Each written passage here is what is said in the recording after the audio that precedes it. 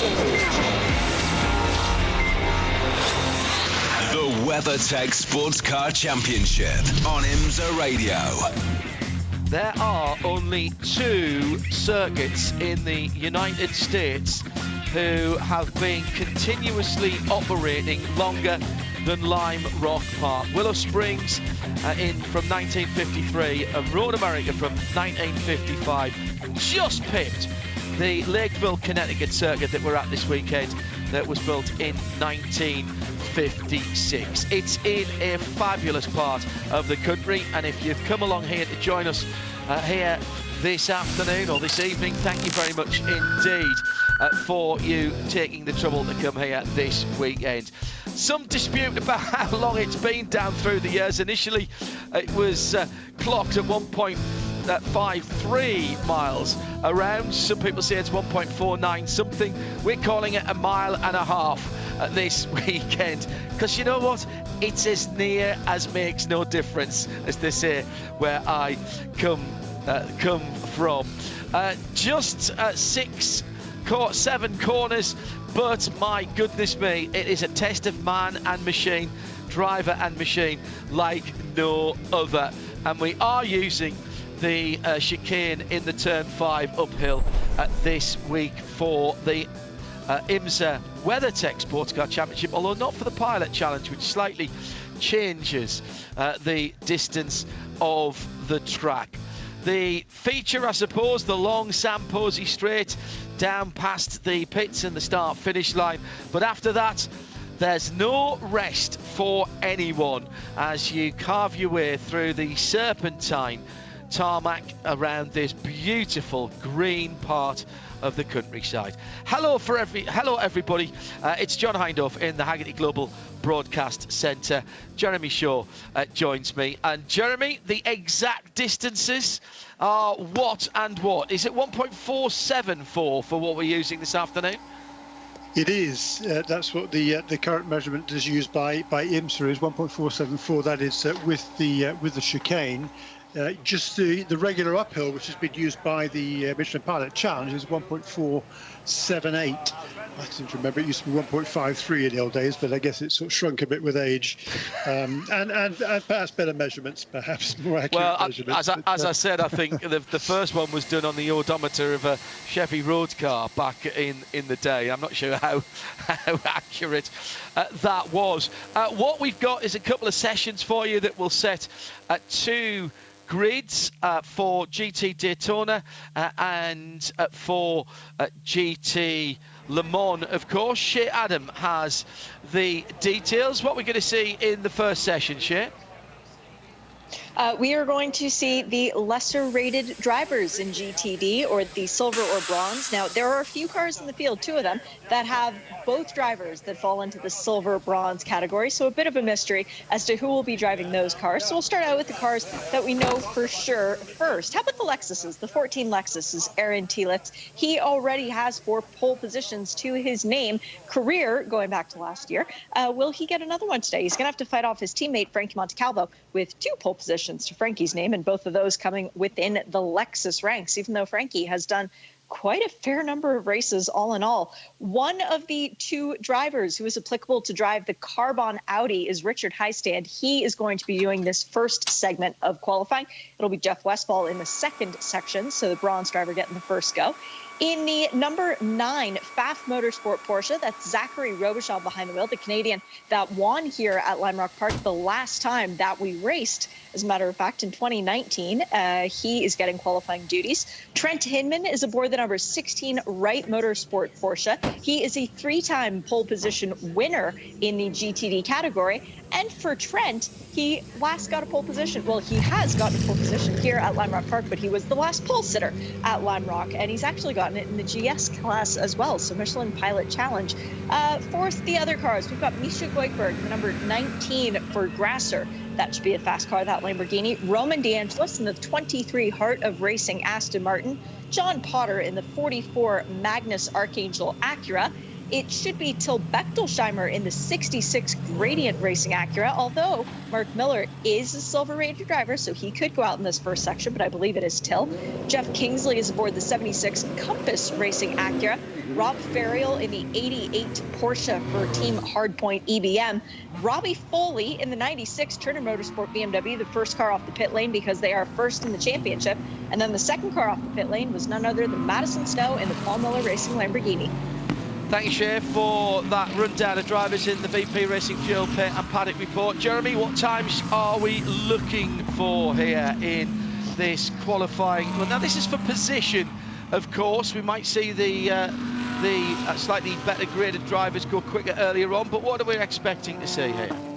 Yeah, you're right. This is going to set the grid positions for the race. So this is the proper pole position is going to be determined right now. The qualifying lap record, as Shay alluded to, was set by Trent Hinman 2 years ago. Last time we were here at Lime Rock Park, and we can get missed out, of course, last year due to the pandemic. A 49.133.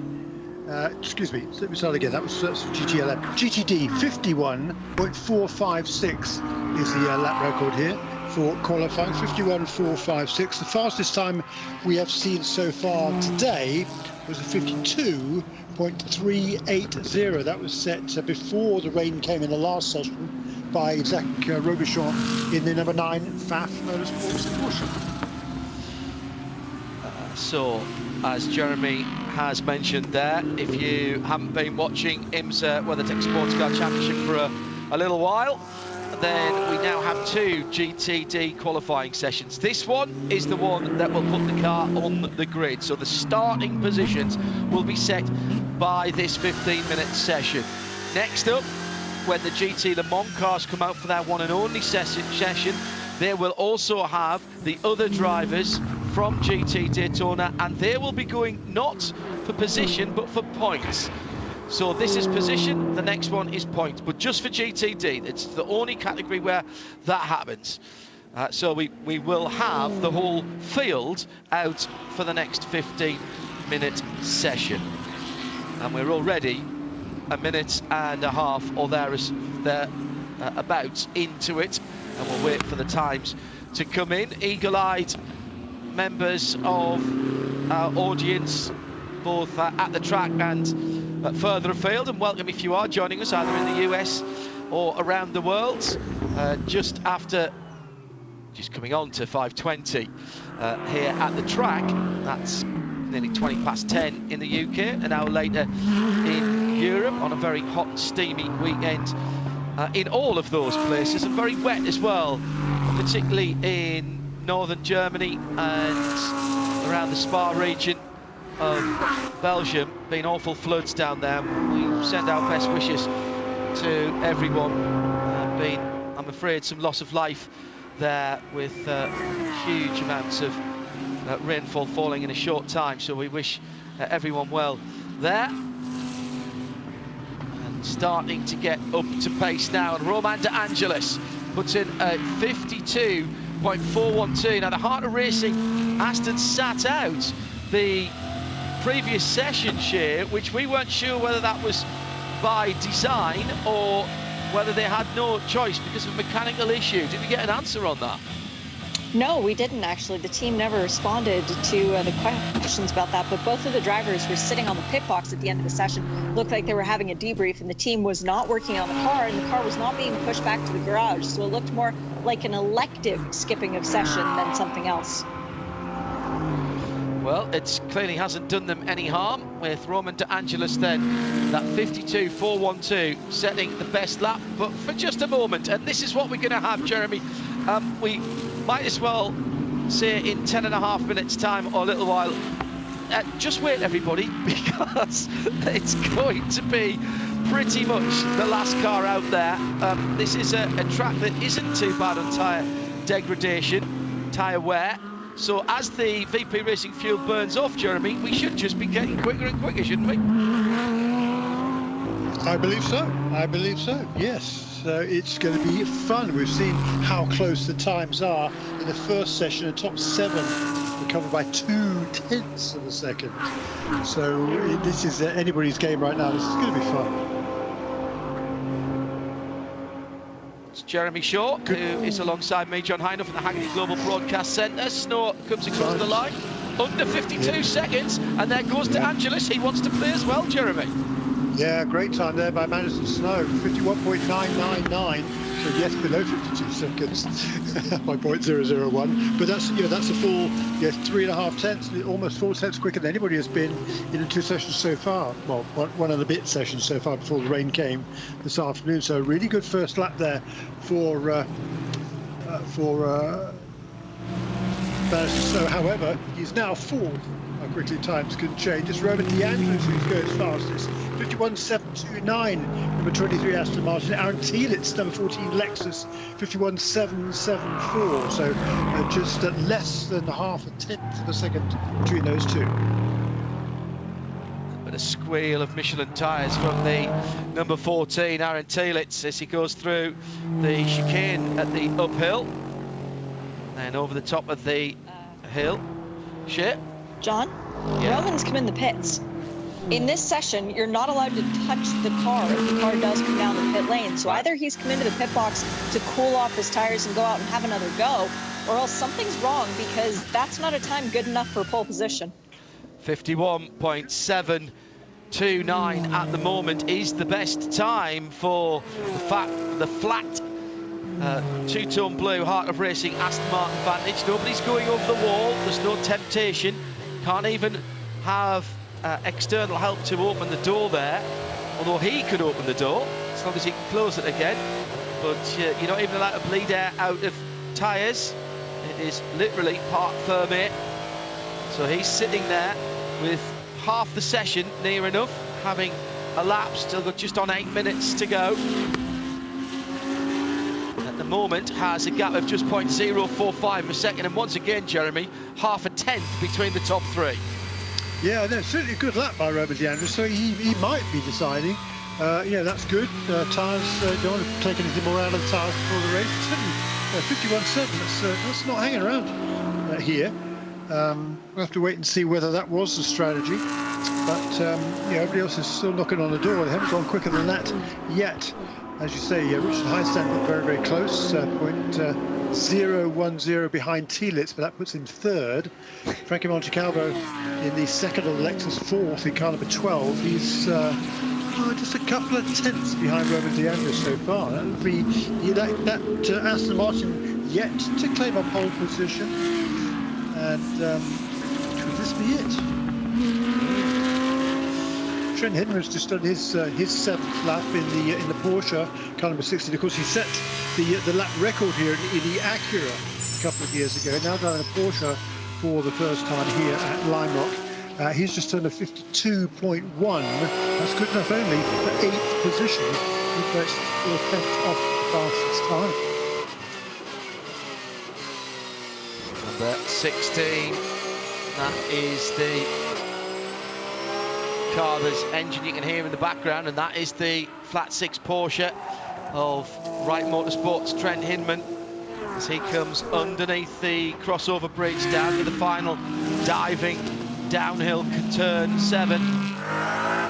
Such a commitment corner that, and did not improve. It looks like he's winding up to another one. Just a couple of cars in the pits. We've got Madison Snow in the pits as well, and we have had the number 44, the white with the red number roundels. That is the John Potter Magnus with Archangel Acura NSX, and he's been off onto what is still quite damp track at the outside of the left-hander, which is turn 3. But he has regained the black hard bit rather than the green softer bit. Somebody else off right in front of him as well. That Till Bechtolsheimer, yes it is. That was a big bend this time around. The laps go by very quickly here. Good news is you get plenty of time to have another go and put right your mistakes, Jeremy, with lap times at under 52 seconds. Yeah, that look on the bright side, absolutely right. You certainly get lots of opportunities around here. In the first practice session this morning, which was the only session that's been run all the way through in green, there were 58 58 laps, I think, was the most completed by anybody. Actually, that was actually, in actual fact, by the Heart of Racing team Aston Martin. 58 laps in that first session of the day. Yeah, and of course the last session, the last free practice session was interrupted by a weather hold. So we got about half a dozen, maybe 8 dry laps at the beginning. Then it rained, then there was lightning, so everyone had to come off the track. And then when we got back out there, it was wet and drying quickly, mind you, but none of the GT Daytona cars improved. This is the last 4.5 minutes then of the battle for pole position in GT Daytona for the Northeast Grand Prix. Lime Rock Park, our host this weekend, and looking like it's a different season, never mind a different day than earlier on. Beautiful weather, temperature 29 degrees Celsius, 33 on the track. That's rather toasty, 91 Fahrenheit and 84 Fahrenheit track and air. Don't need to tell you that here trackside. Very humid as well in this early evening session, coming on to 5:30. Grasser Racing Lamborghini through the left-hander, heading out through turn 4, the right-hander, onto No Name Straight, and even No Name Straight is not really straight. Got a little kink in it.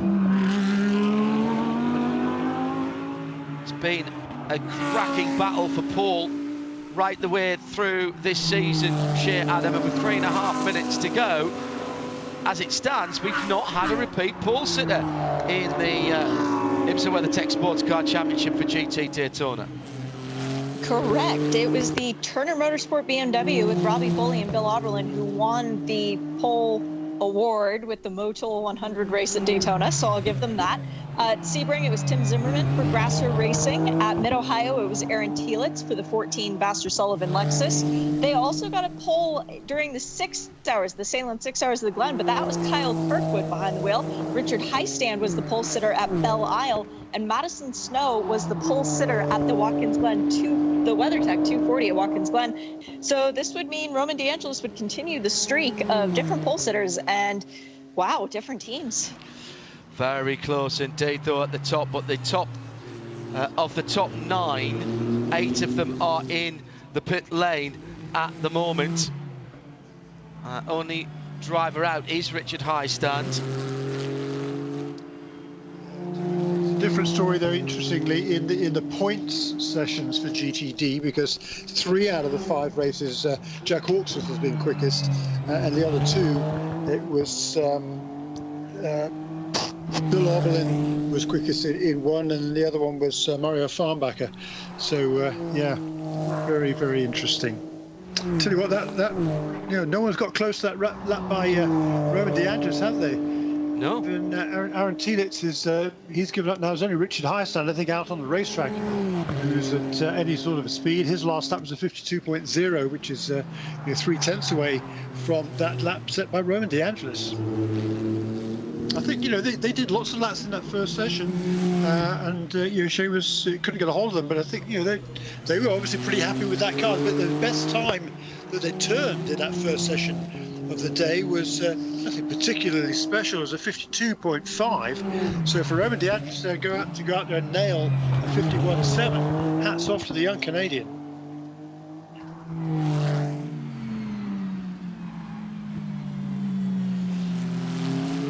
So a minute to go,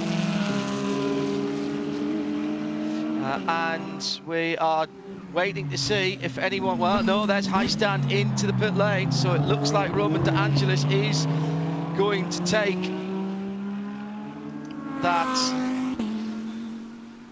that pole position, Jeremy, and Shea, that means that the streak continues. Yeah, I love the patterns. I love where this is going. It says a lot, Jeremy, about the competitive nature of this championship. Just brilliant once again. We've had I think it's 7 different manufacturers in the last 10 races that have won, And in the pole contests have been equally enthralling as well. That would be the first pole for Aston Martin, the first pole for Roman De Angelis, and very, very nicely earned by the young Canadian driver.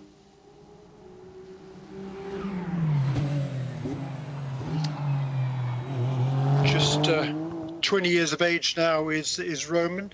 I'm trying to think whether he might be the youngest pole sitter. Probably not certainly not in the IMSA WeatherTech SportsCar Championship, but possibly in GTD.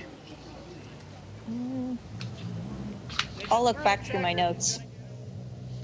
Checkered flag is out, and there's only one car still on track, and that is John Potter, who's taken the checkered flag. So now, down at Heart of Racing, it is official. They hate anybody talking about it before it's absolute, but it is now official, and we do have a pole-sitting Aston Martin for tomorrow's race. Remember, this race is on Saturday. And we'll finish off our weekend. We'll have it in live for you in audio, wherever you are in the world, including on XM202 with no breaks and no blocks. And if you want to have full live coverage in the US, that is your spot for it. If you want to watch it, then it will be on tape delay on NBCSN at 5:30 Eastern. And therefore you may want to keep away from social media and everything that goes with.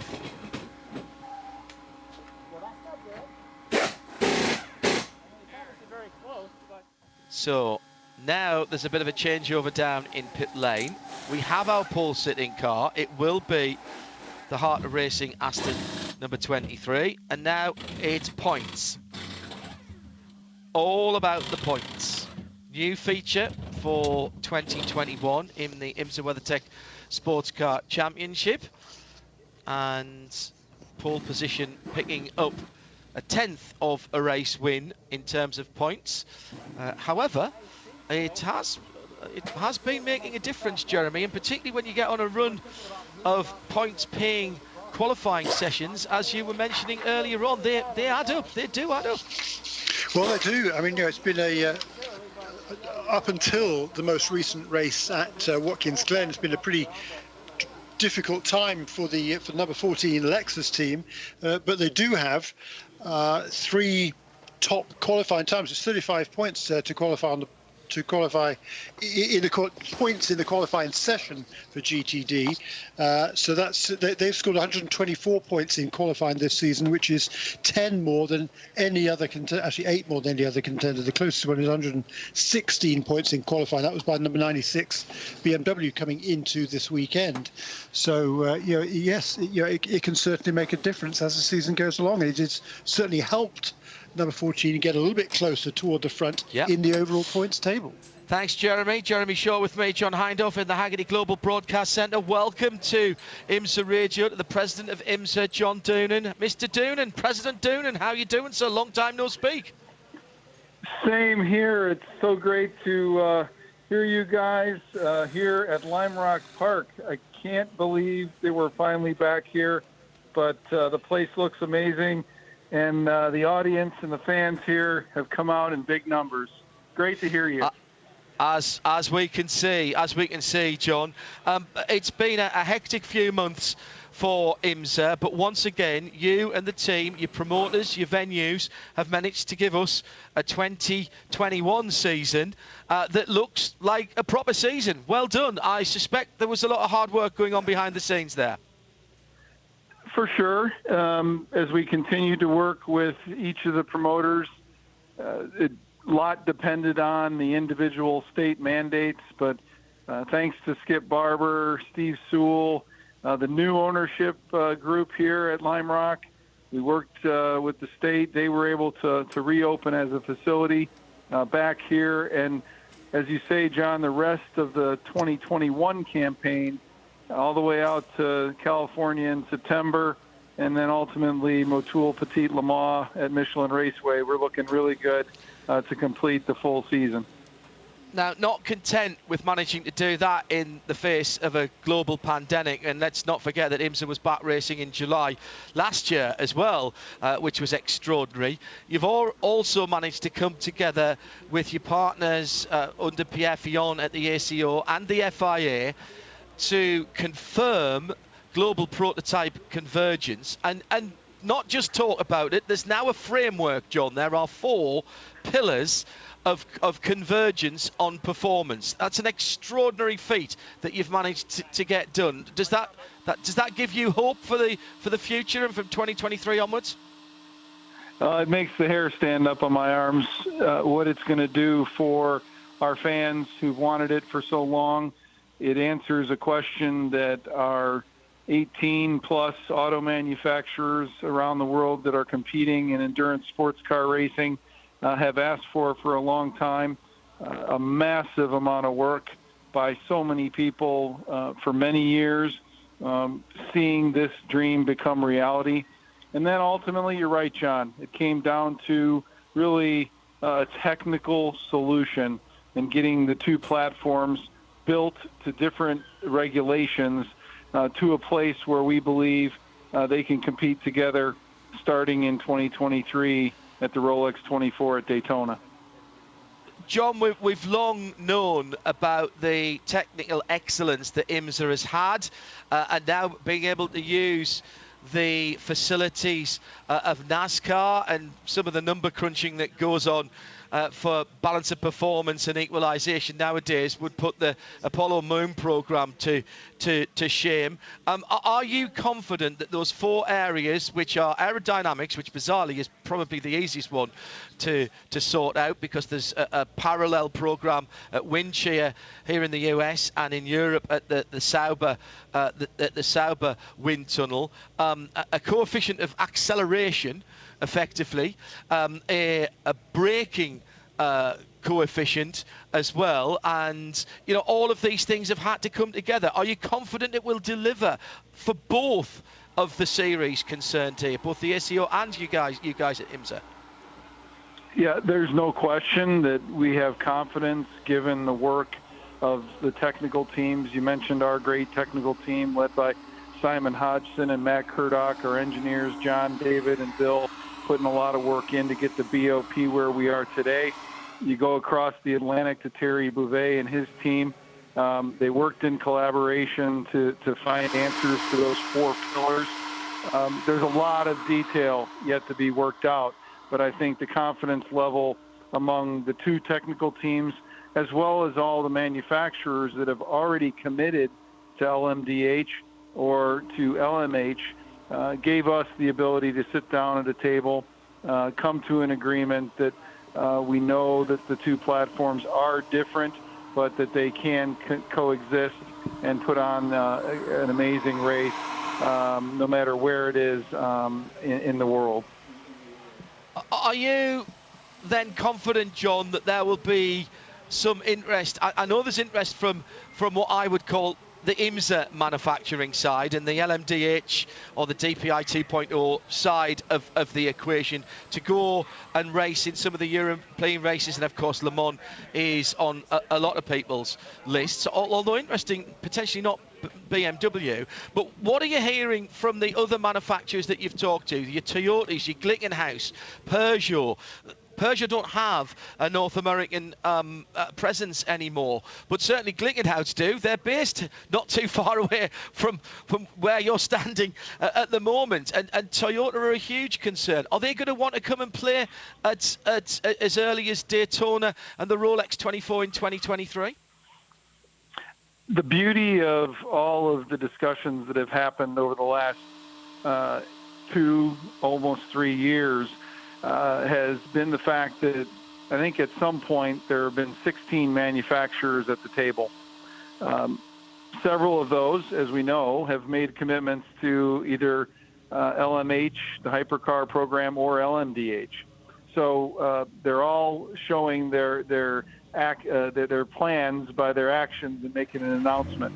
We continue to have conversations with many of them.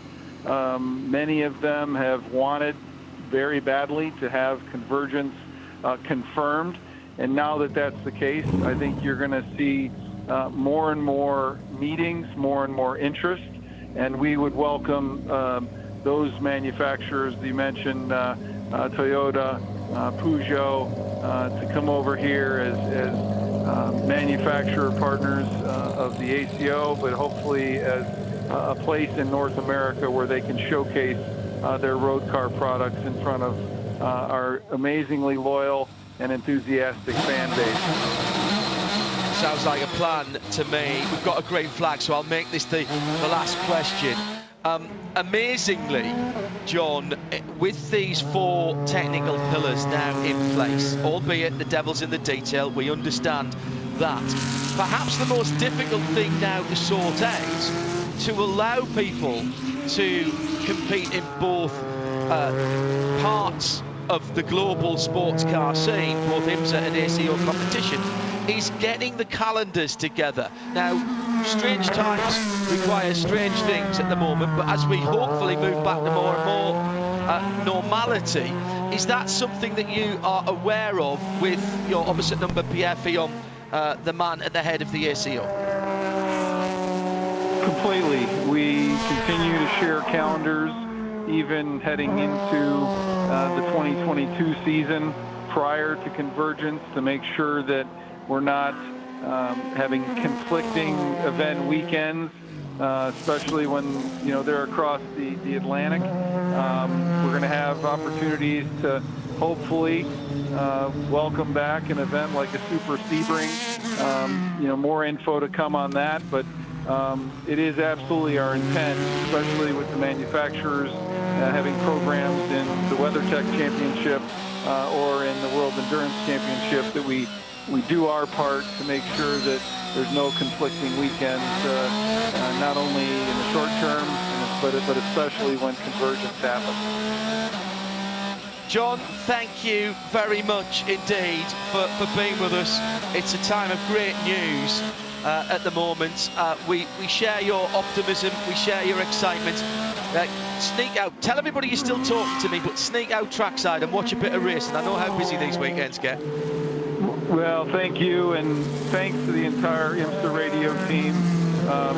Really, really appreciate what you all do to paint the picture of what's happening on track, and with all the personalities and the manufacturers that make up this great championship.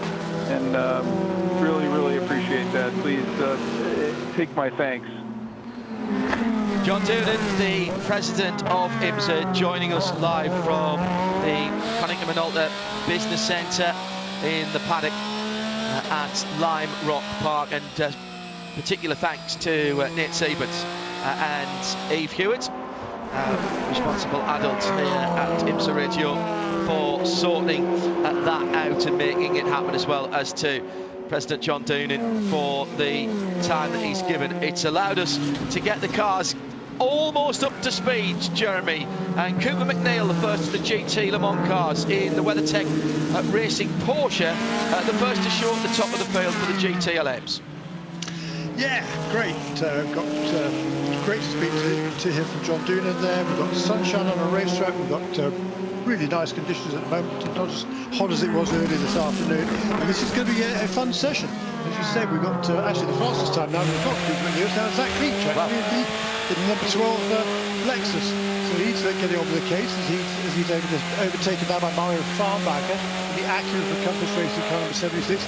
This again is going to be a fun session. It was a brilliantly tight field in the positional qualifying that took place just a few minutes ago.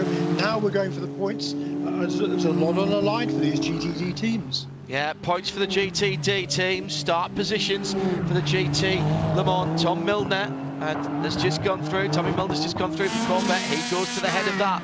But there's an awful lot of very, very fast GT Daytona machinery between Tom Milner and position number 1 on the top of my timing screen at the moment. We've still got just under 11 minutes to go. This track is... There's less difference here, where the less places here where the GT Le Mans cars, Jeremy, can stretch their legs and use some of their attributes. They like fast corners, yes, and we do have a couple here, but generally speaking, they're not quite as quick down the front straight because of that aero. And we're quite likely to see some of the GT Daytona cars holding pace with the GT Le Mans on the Sam Posey straight. Good point. Yeah, and it does make you getting past them in traffic pretty tricky here for the GT LM contenders, because that city is the best place, the most efficient place to make a pass, generally speaking, would be into Big Bend, even though it's a kind of sweeping double or even triple apex right-hander down at the end of the longest straight here at Limelight Park. But it's certainly going to make things interesting. It always makes for great racing here, and it's making for a great qualifying session now. We've got the two Corvettes kind of in the draft together. We've got the yellow number 3 behind the grey number 4 as they're heading down to put another lap in the books. And those times on that lap was a 50.2 for Jordan Taylor, and the lap record here for GTLM is a 49.1. That was set 2 years ago by Lawrence Vantour in the Porsche. Cooper McNeil currently has done a 50.3 in the number 79 Porsche, who's in second place at the moment, splitting the two Corvettes at the moment. It's Jeremy Shaw, he's with me, John Hindhaugh, in the Haggerty Global Broadcast Centre. Under 9 minutes to go, and now the 3 GT Le Mans cars are at the top. 50.234 for Taylor. McNeil in second, splits the two Corvettes, and it's Mario Farnbacher for Compass Racing in the Acura, the number 76 car. That is quickest at the moment in GT Daytona.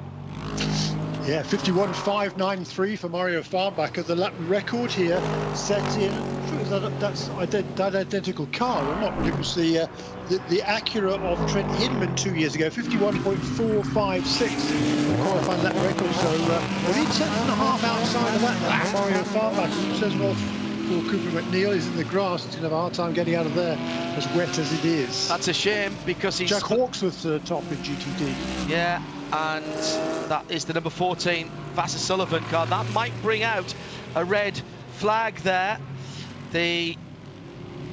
As the 79 WeatherTech car, the white car with the red, white, blue WeatherTech swooshes, just can't get any purchase on the wet grass. Oh, nicely done.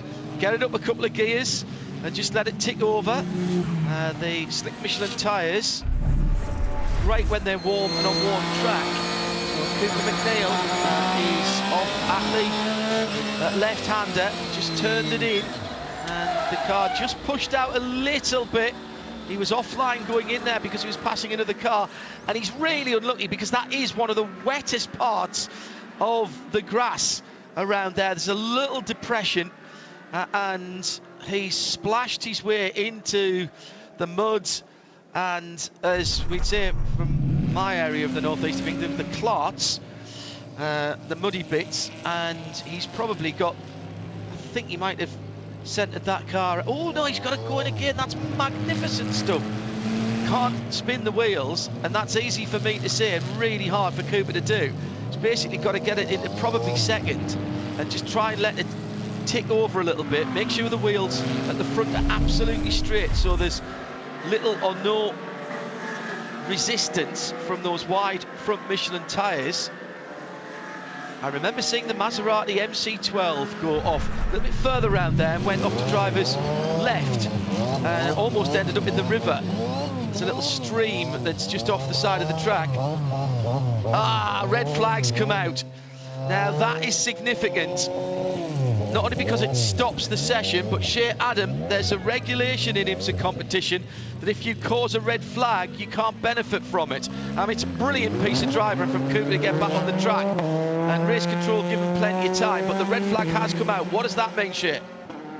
He's lost his 2 fastest laps. Now, this is Limerick Park. You can get a lot of laps in a 15-minute qualifying session, so I'm not sure if it will bump him back behind Tommy Milner, but best news for Cooper, worst case scenario, he starts third. Yeah, he had a decent run going there as well. As I say, I'd split the two Corvettes. Did. Very good lap. Really finding his feet, his confidence with this car. And getting ready to go to the 24 Hours at Le Mans. Oh, hello. We've got a safety vehicle at the entry to the pit lane, which Cooper has managed to avoid. Gets back into the pit lane to join everyone else who has come into the lane as well because of the red flag. It won't be out for very much longer, I don't think. So we will probably have 4, possibly 5 laps, depending on when we get out. We'll certainly get 4 if we can get out quickly. Just waiting for the green flag to go again. Jack Hawksworth, as Jeremy said, just sneaking onto pole in provisional pole into GT Daytona ahead of that Compass Racing Acura by 0.048 of a second. And once again, Jeremy, the times as we go back to green, the times in the top, 1, 2, 3, 4, 5. There's not a tenth of a second. In fact, 6, 7, there's not a 8, there's not a tenth of a second between any of those gaps between the top 8 in GT Daytona. This is extraordinary stuff. We're down to thousands in some cases.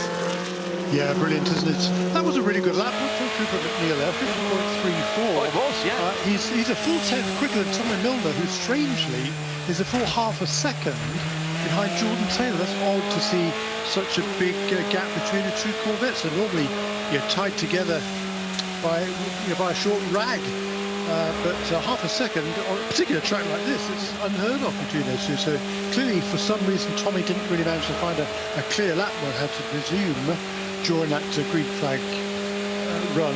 So he's now got, 3.5 minutes. He's got time for another 5 or 6 laps here. So he's got plenty of time to get himself into representative time. But he's going to have a hard time getting anywhere near Jordan Taylor, who did nip below 50 seconds in the number 3 Corvette. 49.958 quickest time so far.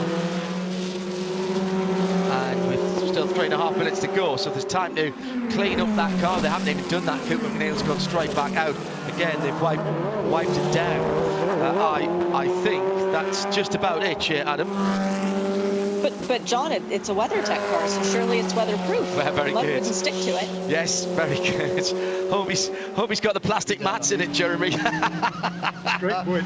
Great point. You're not allowed to wipe it down, you're not allowed to touch the car. No, that's a very good point. Well made.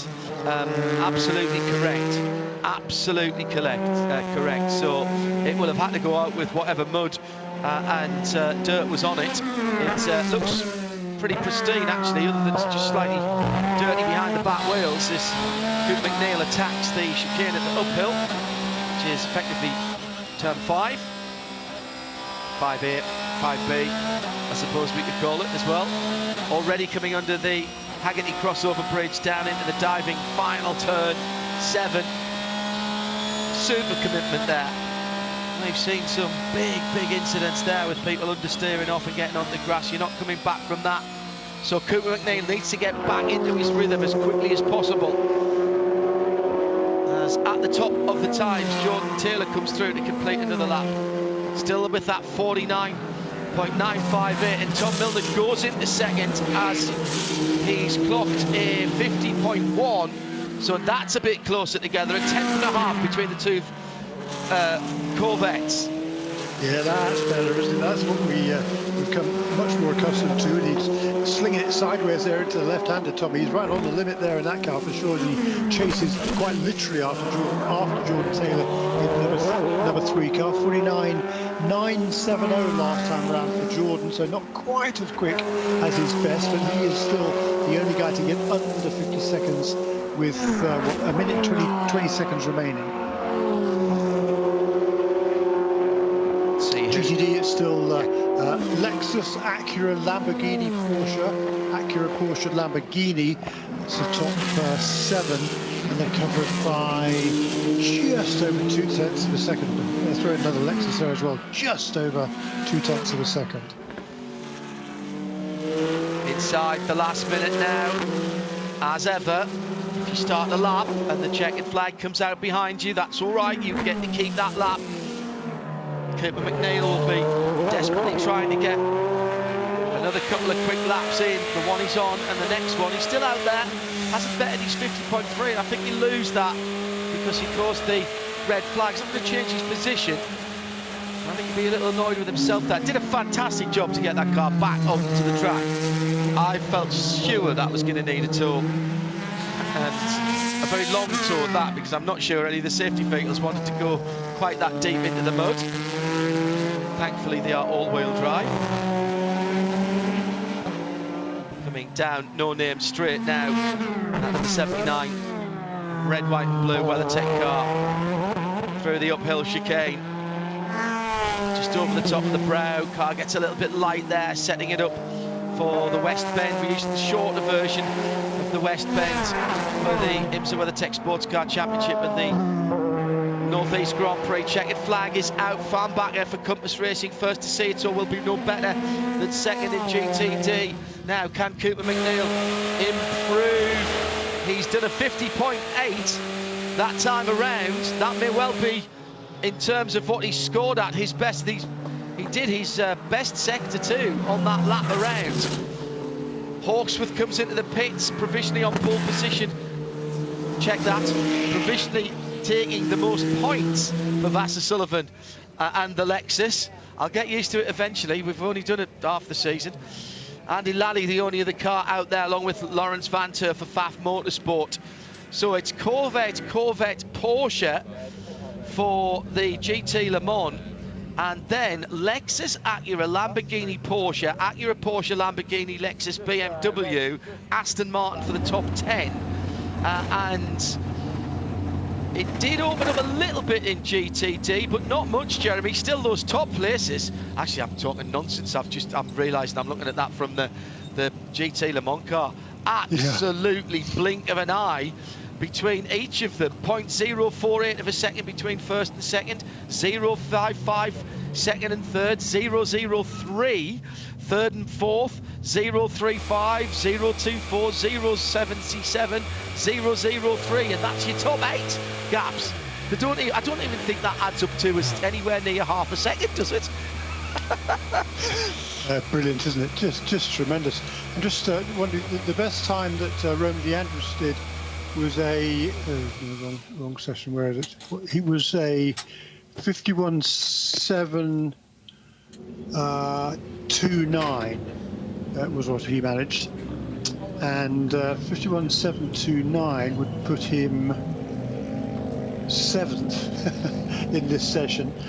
Because again, within 0.2 of a second of the fastest time that's set by Jack Hawksworth, so just incredibly tight. Hats off to Roman. That was a really good effort by him. Ross Gunn, best he could manage was 51.9. Yeah, very good in the Aston Martin. But the points are important for that team, because they come in here. The number 23 team comes in here leading the points chase in the WeatherTech Sprint Cup, so they'll lose a little bit of ground in that, and the overall championship positions, again, they're not far behind the BMW of Bill Oblin and Robbie Foley, so these qualifying points are important, but it's certainly more important potentially to start on the pole position tomorrow and be in a position to win this race. That's really what that Aston Martin team needs. Just a point I'll make before we hand the PA back and go off air ourselves. Talking with John Doonan, president of IMSA there, notably about Glickenhaus coming into, or the ability of Glickenhaus to come into IMSA. Their headquarters are just down the road, relatively speaking, in Danbury, Connecticut. And the old, it was an old railway turntable area, wasn't it, down there? It has been a race shop before, and they're racing 2 cars on Sunday at Monza as they get ready for their run to Le Mans. And if you're in the US, the only place that you can hear free live coverage of that is over on our sister service on radiolemans.com, and check that for details. The schedule at the bottom of the home page will give you the time in your time zone, so that's radiolemans.com, and we'll have Johnny Palmer, Bruce Jones, and with a bit of luck, I might even be jumping in for a little commentary on that from the Cathedral of Speed that is at Monza in the final WEC race before we go to Le Mans later on in the year. Well, congratulations to Jordan Taylor and Corvette Racing. They will lead the feed round for the Northeast Grand Prix tomorrow, and it will be Aston Martin who lead the GT Daytona field round in the shape of Heart of Racing team. Jeremy Shaw was alongside me, John Hindorf in the Haggerty Global Broadcast Centre. Shea Adam working hard as our VP Racing Fuel Pit and Paddock reporter. Smashing way to end off today. We'll be back with the races tomorrow. Join us then on IMSA Radio, on IMSA TV. Bye-bye. This